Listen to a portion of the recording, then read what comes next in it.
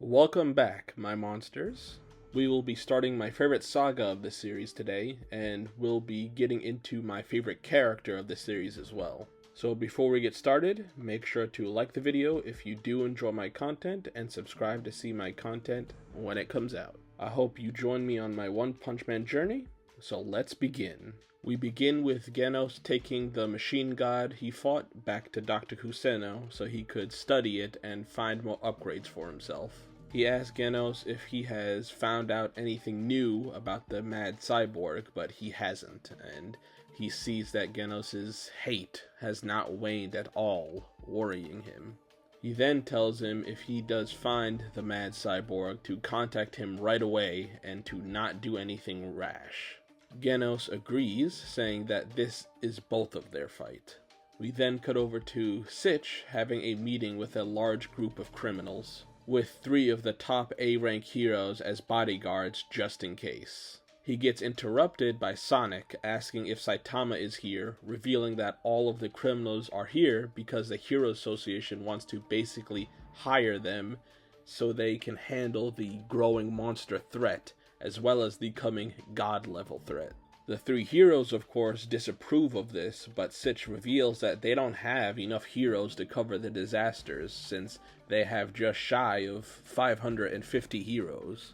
Then a crazy guy named Garou makes an announcement that he is basically thrilled about the prediction of the god-level threat and that he sides with the monsters, telling everyone that he will fight them all right now.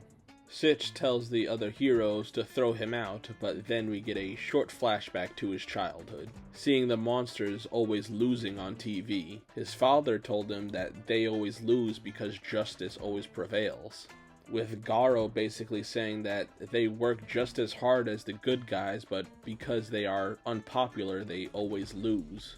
That's just boring and unfair storytelling to him. So he aims to be the monster that never loses, cutting back to him choking out Magic Trick Man. He then easily takes out the other A-class heroes, telling the rest of the criminals that he isn't on their side, he is on the monster's side, telling them that they are going to get their asses kicked too, causing all of them to gang up on him. Sonic leaves, not being interested in what's going on, just trying to find Saitama. And Garou ended up destroying everyone that was in there, telling Sitch that this was his debut and his declaration of war. Leaving because he doesn't think he can handle an S-class hero yet, but in 6 months he'll be back. We go over to Saitama and Genos just hanging out when Genos senses something coming towards them at an inhumanly fast speed, finding out that it is Sonic who figured out where they lived. He tells Genos to get out of his way, but he refuses, starting their battle. Top-ranked B-class heroes come to Saitama's door with the number 1 B-class hero, Fubuki, at the head, greeting him and tells him to join their group. Saitama obviously refuses, telling her he hates hierarchical relations between heroes. So she immediately sticks her brooms on him, and like always, they get easily taken out. She reveals that she has psychic powers, but Saitama is not impressed, and lectures her that what she's doing will not help her or society with her lashing out at him. They soon get interrupted by Genos and Sonic's fight, with Saitama shielding her from the blast. Their fight starts to escalate, but Saitama cuts it short since he doesn't want his home destroyed and asks Sonic to just fight him. Sonic does his best technique, but Saitama just simply does his own version, blowing him out of the water and making him give up. Afterwards, Fubuki explains that she's the younger sister to Tatsumaki, so she could never really be number 1 in anything because of how powerful she is.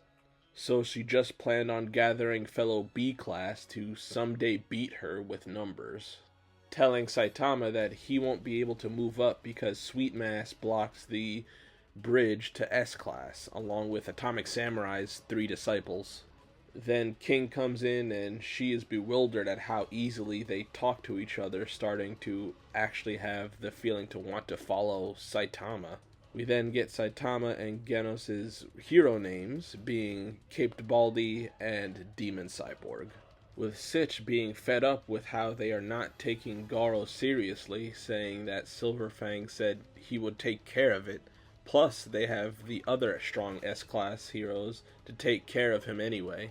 Ending the chapter with Garou beating up an A-Class tank-top vegetarian, hoping a stronger hero will come soon. We then begin with Bang beating Chiranko, telling him to get out since he hasn't learned anything. He brings his information back to the group, and Genos tells him that he did that most likely because he plans on going to stop Garou and did not want to drag him into it.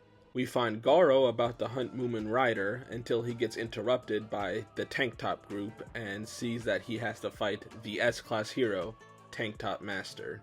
Yes! Yes! Which starts to get him hyped up because he can finally fight a top-ranked hero. Tank Top Master hits him with some of his moves that would take out any normal human, but he sees that he's still up and starts to think that Garou may not be a normal person.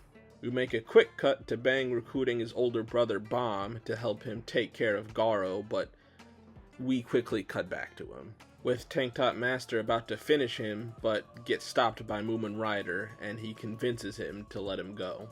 But Garou basically says he is never going to stop, so Tank Top Master goes in to finish him, forcing Garou to use the Water Stream Rock Smashing Fist that Bang taught him. Using it, he easily beats Tank Top Master and just pummels everyone else, along with Moomin Rider and Chiranko, who showed up to fight him, with Bang and Bomb coming to the scene, finding all of the beat-up heroes and Chiranko. Garou continues his hunt, finding an A-Class hero, Death Gatling, who he uses to prove that guns can't beat him now. And as he goes to finish him off, Genos arrives. He actually starts having trouble fighting him, even considering running away, but soon gets surprised by Bang and Bomb arriving, and they just start wailing on him. Man, they start beating him so bad that Garou starts to consider begging for his life, but realizes that Genos would never let him go, and his only option is to beat all of them, which is impossible at this point. They beat him so bad that he is beaten into a flashback of his childhood, where a bully used others to always pick on him. And when he wanted a fair fight, he had others who liked him because he was popular and helped him beat him. Then he got in trouble from the teacher who didn't even listen to him. He just could not stand how one-sided everything was, and that the weak and alone monster would always lose to the popular hero. We cut back to him all beaten up, with him wanting them to understand him and to feel the power of the ostracized for once. When the battle seems to be coming to an end, someone comes to save him. We cut to later and find out Bang failed in bringing Garou in because a group of monsters interrupted and carried him off. Now Bang, being a part of Saitama's group, plans with the others to go find him. Garou wakes up inside of a place owned by the group called the Monster Association. They tell him they want him to join, but he must prove himself as a monster by killing 100 people first. He was released, and after dine and dashing, meets Saitama, who did the same thing, and proceeds to get one-shotted by him. After he wakes up, the other monsters saw what happened to him and saw how weak he was, along with him being nice to a kid. So judge him not to be a monster and plan to kill him. And that finally finishes the review section. Now let's get on to the discussion, where I will have quite a lot to say. Now, I have been waiting since I started this series to talk about my boy Garou.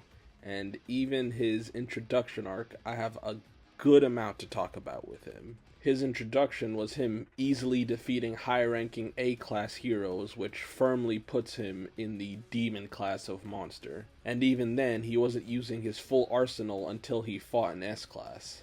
Then, using his martial arts, he pretty handily defeats Tank Top Master, finally being pushed back into a corner when 3 S-class level characters jump him. Now, let's talk about his ideology that he has revealed in these chapters. As a child, he always liked the monsters better, but they always lost even though they would work just as hard as the hero of the story.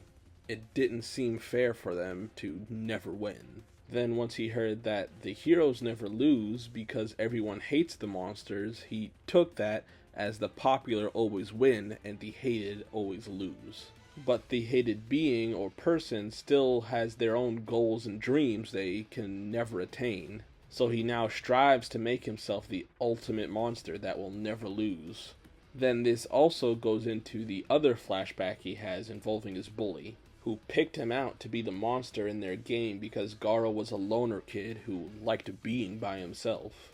Then because of the bullying, Garou wanted to stand up to him in a fair fight. But because his bully was popular, instead of taking the risk of fighting Garou, he manipulates everyone else to gang up on him and ostracize him even more. Not even getting any support from the teachers who just talked over him, not letting him explain himself. He came to the conclusion that he wanted to fight for the weak and hated of the world, which is what he sees the monsters as because they always lose. He doesn't even want to be evil, he just wants the strong and popular to feel the power of the weak. Then at what he thinks is the end of the line, he gets saved by the monsters who take him in, who want to test him by killing 100 people, but he thinks about it and it doesn't really fit the image of a monster he has, even showing his kindness in helping a kid who was getting bullied. And now, after getting beaten by Saitama, the monsters now reject him as well. Now, moving on to Saitama, him and King seem to be having a good friendship, now with them playing video games and just hanging out. And he talks some sense into Fubuki, telling her that she is ultimately weakening Hero Society because of her own selfishness and inferiority complex with her sister. He also gets an official hero name, which you can tell right off the bat he isn't going to like it. And then we got some more comedy out of him, dying and dashing, and again defeating Garou. Genos seems to be further upgrading himself with the machine god he beat, and enhancing his need for revenge to Dr. Kuseno. He gets his hero name, Demon Cyborg, which honestly does fit him pretty well, with the last time we see him being when him, Bang, and Bomb jump Garou. Sonic seemed to have a decent power-up with him seemingly about to beat Genos, but it honestly could have went either way. But if I had to choose, I would have given it the edge to Genos at the end of the day, wanting him to just destroy the surrounding area. It was also cool that he was at the criminal meeting and him and Garou almost fought at that point. I do think Garou would have lost, but it would have been a high diff on Sonic's part. Now, of course, with all of the things happening with Garou, we are getting more Bang content, with him basically expelling Chironko and asking his older brother Bomb for help. Once he actually gets to Garou, he shows no mercy beating his ass down, but I don't think he was ever going to kill him, and more that he was just heavily disciplining Garou. Fubuki also had a decent intro with her trying to recruit Saitama and failing miserably. I kind of do understand why she has such a complex with her sister being, for example, she is like a 100 on the power scale while Tatsumaki is like a 10,000. She's just so far below her, she has no chance in surpassing her. So she just gave up on becoming the best she can, since she would have to surpass 3 disciples from another S-class and a My Mask, who is basically an S-class, but he won't move up. I'm looking forward to see what she does in the future, and it's funny for her to see how many powerful people just hang around Saitama. It was also smart for the Hero Association to try to recruit criminals because monsters are spawning much more frequently lately, and they just plainly can't keep up.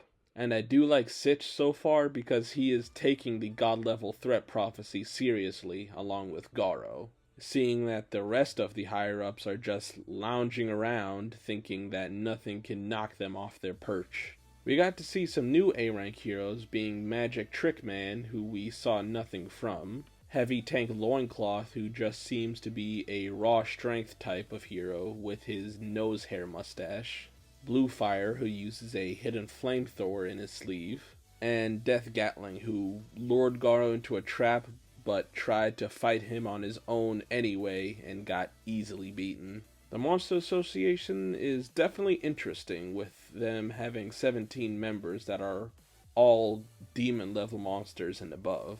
I am sure we will see more of them next video, which I am looking forward to. This is a pretty good chunk of chapters. If you guys want to see my previous reviews, they should be coming up on the screen now.